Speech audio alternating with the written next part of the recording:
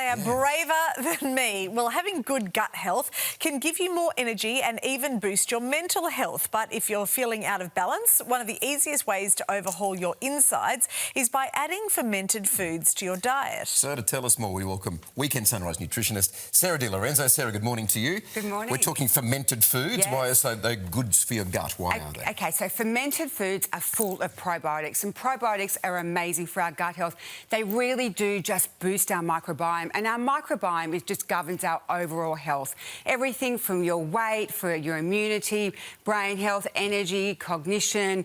It is just so digestion. So as you can see, boosting that with fermented foods is amazing. So what are fermented foods? Okay, so these are some great ones here, and I'm going to talk through little ways we can actually just bring them into our diet, which is just easy for people to kind of comprehend. So yogurt, so having half a cup of that a day would be amazing. Adding as like for condiments to your dishes, things like kimchi or sauerkraut. Even consider cooking with pancakes, your kefir, or you could even also have it as a drink first thing in the morning. If you can tolerate it, it's really sour.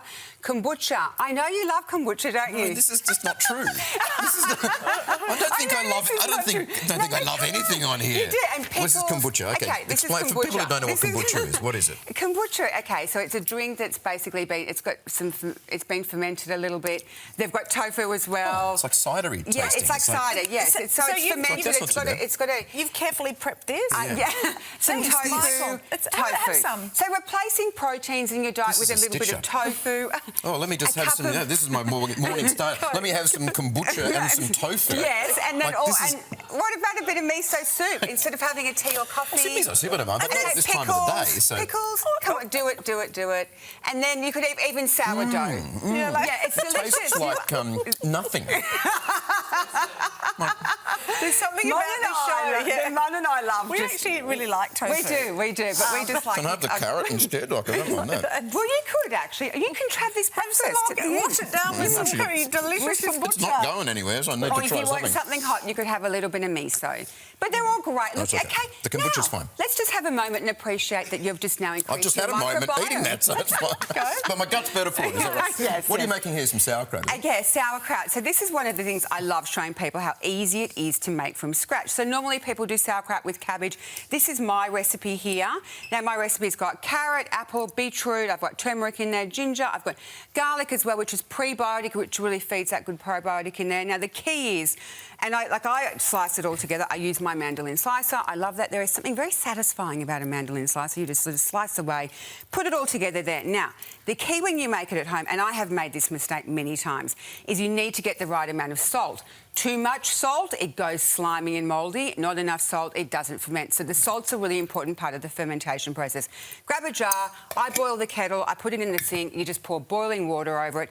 And what you do is you just get your salt after you've got everything together, and that's 2 teaspoons. See, that looks like a lot of salt. Quite a bit of salt. Yeah, it is, because you have to work it out. But you've got a lot of stuff in there. Yeah, so what your ratio is, I worked out the perfect ratio to make the right sauerkraut is 1 teaspoon of sea salt to 250 grams of vegetables.